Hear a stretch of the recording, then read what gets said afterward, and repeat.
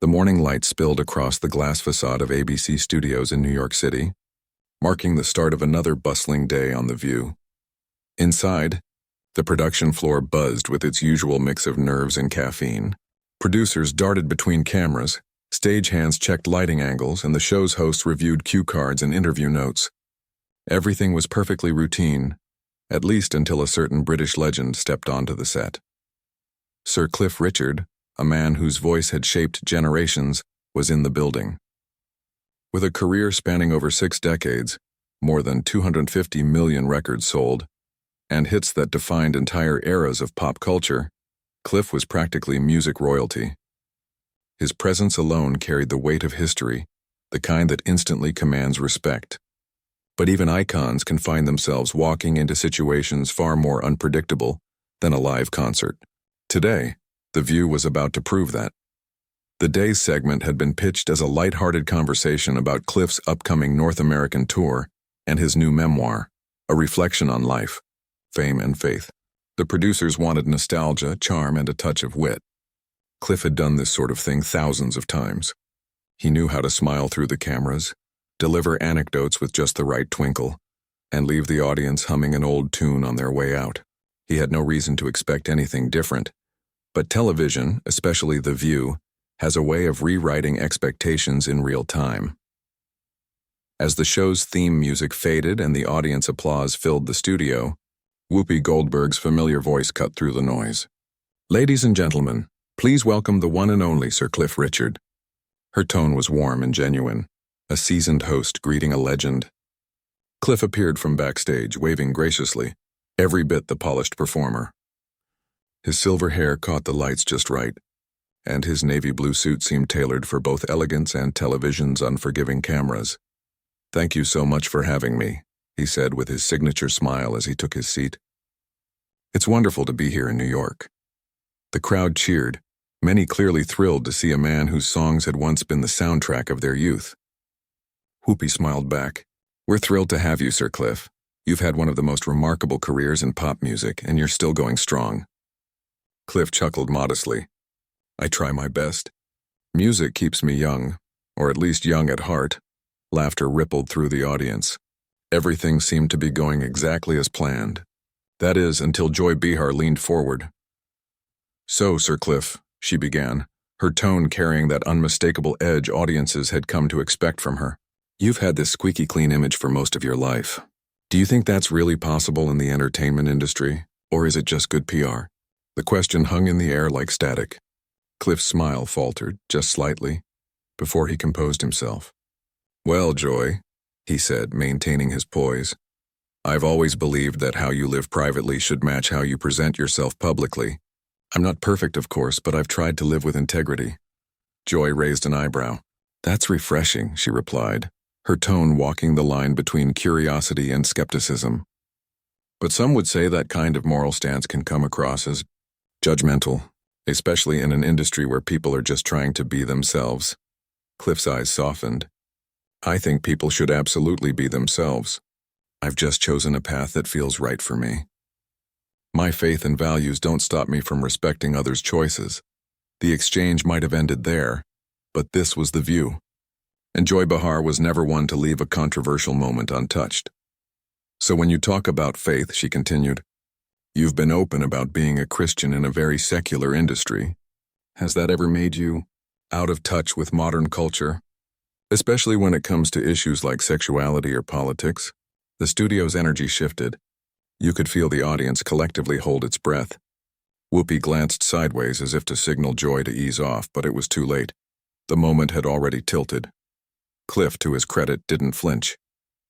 "I don't think faith should make anyone out of touch," he replied calmly. "If anything, it should help us connect more deeply, to understand love, compassion, and truth. I've met people from every walk of life. What matters is respect, not agreement."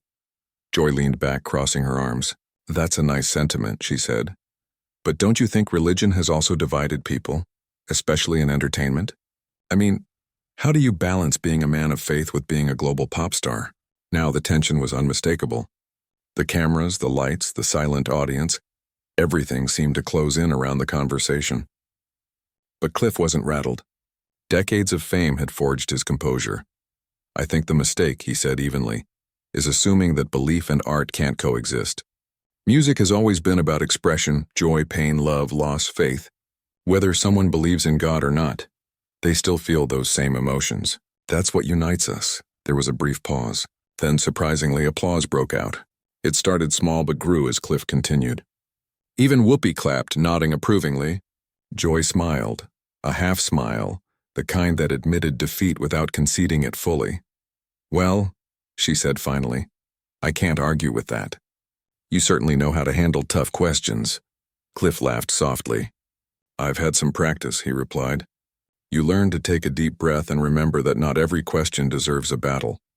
The mood in the studio began to thaw.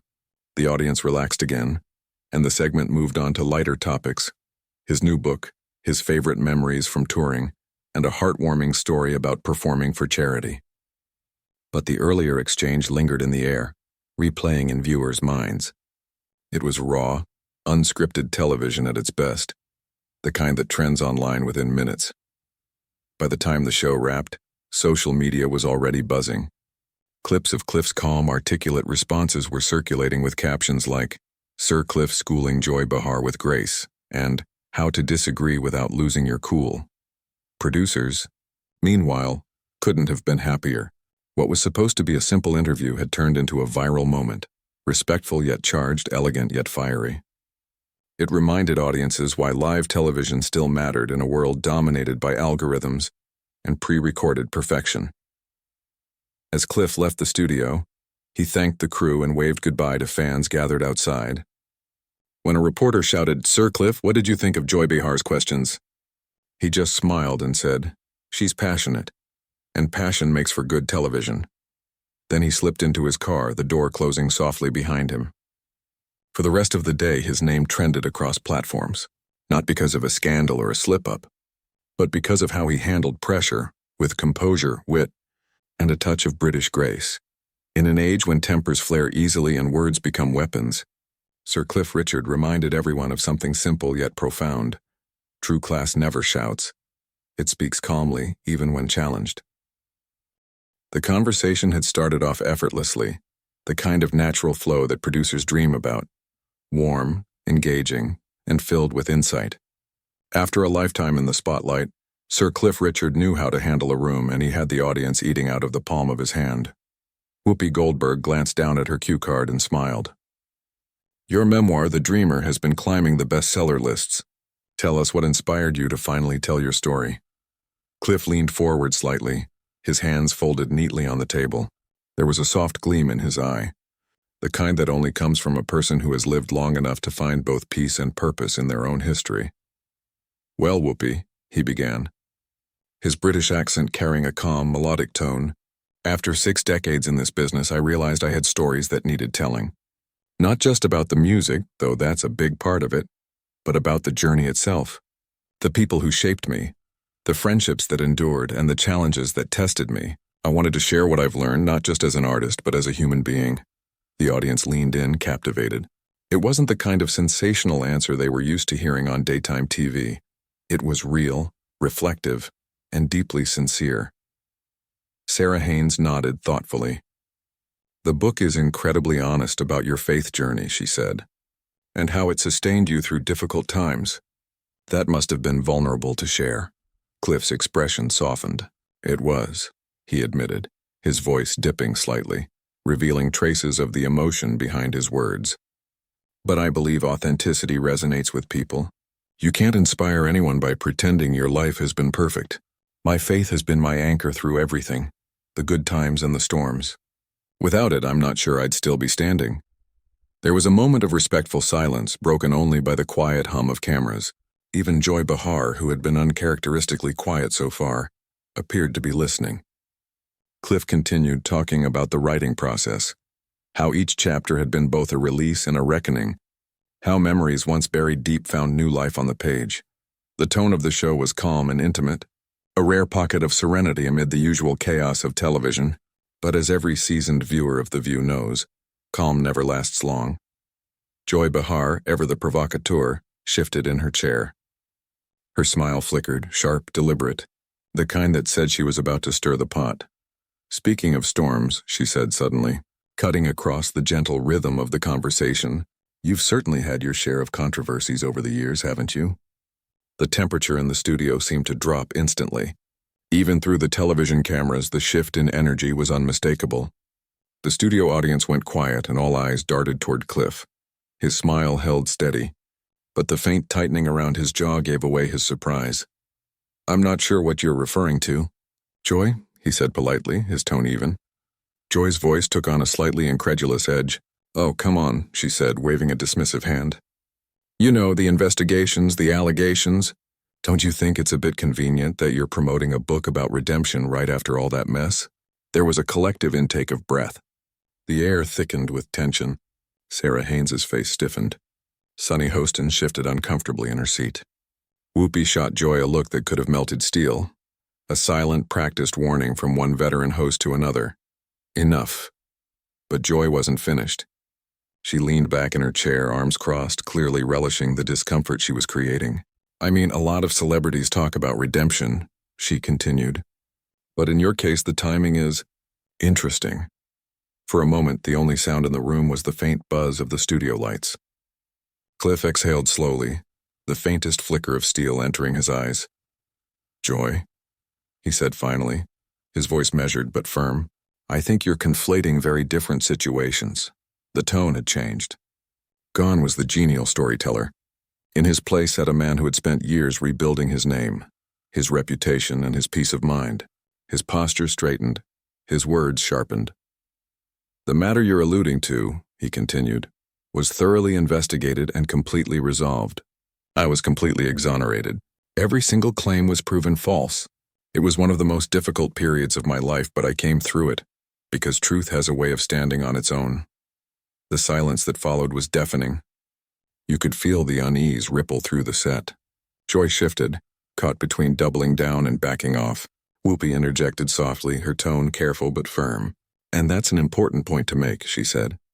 Sometimes public perception doesn't catch up with the truth right away. Cliff nodded gratefully. That's true, he said. And it's why I wanted to write The Dreamer. People think they know your story, but they don't know you. The book was my way of reclaiming that, telling the truth from my own heart, not from headlines. The audience erupted in applause, hesitant at first, then louder as Cliff's words sank in. The mood slowly began to thaw again. Even Joy, perhaps realizing she'd gone too far, forced a half-smile. Well, she said, shrugging lightly, I suppose it's fair for you to have the last word on your own life. Cliff smiled faintly. I think that's something everyone deserves, Joy, don't you? There was laughter, polite, uneasy, but laughter nonetheless. Whoopi seized the moment, smoothly steering the conversation back to safer ground. Let's talk about your music, she said quickly. You've been performing since before most of us were born. What keeps you going? The audience laughed again, this time with genuine warmth. Cliff leaned back, visibly relaxing. Music is my joy, he said. It's what connects me to people.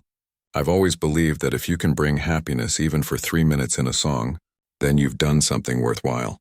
The show moved on, but the earlier exchange lingered in the air, raw, tense, and unforgettable. Later, online clips of the moment spread like wildfire. Some praised Cliff's composure, calling it a masterclass in dignity under pressure. Others criticized Joy for crossing a line. But one thing was clear. It was television gold, the kind of real, unscripted confrontation that reminded viewers why live interviews still matter. Backstage after the show, Cliff was calm. You can't control what people throw at you, he told a producer quietly as he signed a copy of The Dreamer. But you can always control how you respond. And that was the takeaway. In an era of viral outrage and instant judgment, Sir Cliff Richard once again proved why he remains a legend, not just for his music, but for his grace under fire.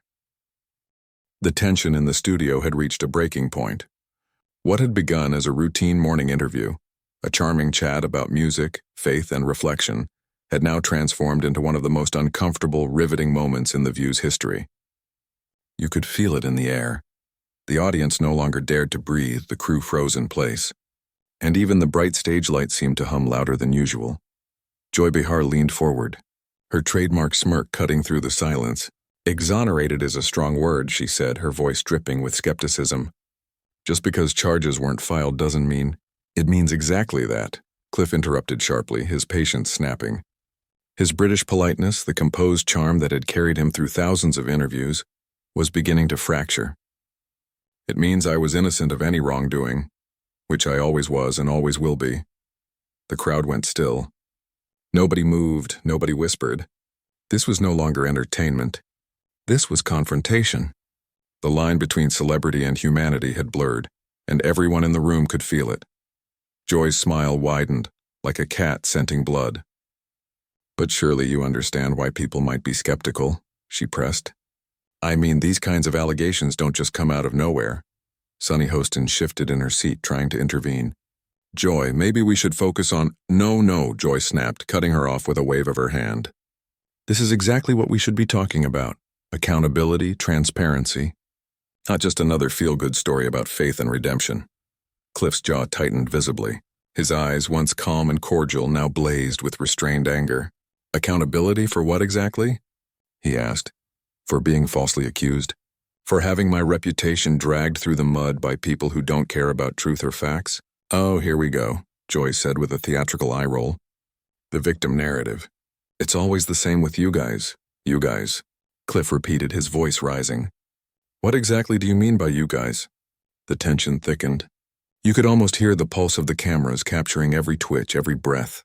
Whoopi glanced nervously at the producers offstage, signaling for a commercial break, but no one dared to cut away. This was television history unfolding live. Joy leaned back in her chair, crossing her arms with an air of smug satisfaction. I mean privileged men, she said coolly. Men who think they can sweep their past under the rug with a nice book tour and some crocodile tears about faith. That was it. The moment everything changed, Cliff Richard, the consummate professional, the man whose composure had carried him through 60 years of fame, scrutiny, and scandal, finally broke. His face flushed red, and when he spoke, his voice trembled with fury that was somehow more powerful than a shout. How dare you, he said, every syllable sharp and deliberate. How dare you sit there and make accusations against a man you don't know, about situations you clearly haven't bothered to research properly. For the first time, Joy seemed slightly startled by the venom in his tone, but she recovered quickly. Oh, I've done my research, Sir Cliff, she said mockingly. And what I found was a pattern of using your celebrity status and charitable work as a shield. A shield? Cliff echoed, incredulous. My charitable work spans 5 decades. I've raised millions for children's causes, disaster relief, and humanitarian efforts across the world. Are you seriously suggesting that helping others is some kind of smokescreen? I'm suggesting, Joy said, leaning forward now, her eyes gleaming with predatory intensity, that people in positions of power often use good deeds to cover bad behavior. It's the oldest play in the book. Alyssa Farah Griffin, who had been silent until now, spoke up hesitantly. Joy, I think we need to be careful about making those kinds of implications without what? Joy snapped, spinning toward her co-host. Without holding powerful men accountable? This is exactly the problem with society today. We're so quick to forgive and forget just because someone writes a book about finding God. Cliff suddenly stood up. The chair screeched against the studio floor, the sharp sound slicing through the silence. His posture was rigid, his voice trembling not from fear but from outrage. I will not sit here and be lectured about accountability by someone who has no interest in facts or fairness. Sit down, Sir Cliff, Joy said mockingly, exaggerating his title. You came on this show to sell your book, so let's talk about what's really in it. All this talk about redemption and forgiveness, what about taking responsibility? Responsibility for what? Cliff demanded, his accent thickening with emotion. For being the victim of a malicious accusation? For having my home raided on live television while I was thousands of miles away? For watching my name splashed across every headline in the country, before anyone bothered to learn the truth? Joy scoffed. Oh, please. The persecution complex is strong with this one. That line hit like a dagger. Something inside Cliff seemed to break. The color drained from his face. When he spoke, his voice shook with barely contained rage. Persecution complex? Do you have any idea what it's like to have your entire life's work questioned because of lies? To have people you've never met decide you're guilty based on gossip and innuendo? Joy crossed her arms. Welcome to the real world, she said coolly. Where actions have consequences and celebrity doesn't make you untouchable. What actions? Cliff exploded, his voice echoing through the set. What consequences? I was investigated for 2 years. 2 years. While the police tore through every part of my life. They interviewed everyone I'd ever worked with, examined every document, every recording, every rumor. And do you know what they found? Nothing. Absolutely nothing, because there was nothing to find. The audience gasped. Whoopi was practically out of her seat, waving frantically toward the control room to cut to commercial. But Joy wasn't finished. Her expression was cold, triumphant. The police investigation isn't the only measure of truth, she said. Sometimes the system protects the powerful. Sometimes justice isn't served in a courtroom. Justice? Cliff repeated, his voice cracking with emotion. You want to talk about justice? Where was the justice when my accuser was allowed to remain anonymous while my name was broadcast across the world? Where was the justice when the media convicted me before any investigation even began? Where was the justice when people like you decided I was guilty simply because I was accused? Joy gave a little shrug, her indifference almost theatrical. If you have nothing to hide, she said, then why are you so defensive? The question hung in the air like poison. It was the kind of question designed to trap. No answer could save you. Cliff stared at her, breathing hard. When he finally spoke, his voice was low but dangerous. Defensive, he said. You ambush me on live television with false accusations and character assassination, and that's what you call defensive? I call it suspicious, Joy replied, smirking. Innocent people don't usually react this way to simple questions. Simple questions? Cliff repeated, his voice rising. You've spent the last 10 minutes implying that I'm a criminal who hides behind charity and faith. You've dismissed my integrity, my career, and everything I've built. And you call that simple? Sarah Haynes jumped in quickly, desperate to redirect. Maybe we could talk about your upcoming tour. No, Cliff said sharply, his eyes locked on Joy. We're going to finish this conversation, because this is exactly what's wrong with modern media. People like her, he pointed directly at Joy, think they can destroy someone's reputation based on prejudice and assumption. Joy laughed, an icy, cutting sound that echoed through the studio. Oh, this is rich, she said. Now I'm the villain because I ask tough questions. This is why victims don't come forward, because powerful men like you turn yourselves into the victims. Victims? Cliff's voice trembled, his anger now edged with heartbreak. You want to know about victims? I'll tell you about victims. He paused, eyes glistening. The cameras zoomed in.